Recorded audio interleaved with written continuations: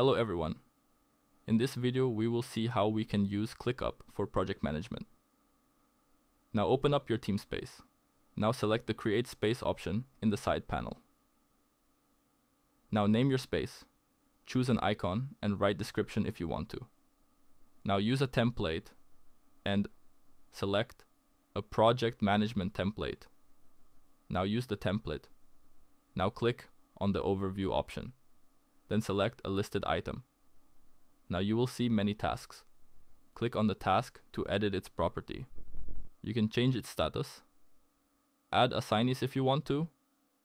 You can add subtask to your task by clicking on the Add Subtask option. Name it. Edit its properties.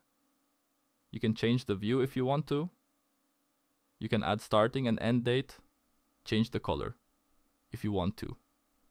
And that's it. If you found the video useful, consider subscribing. Thanks for watching, and I hope to see you again soon.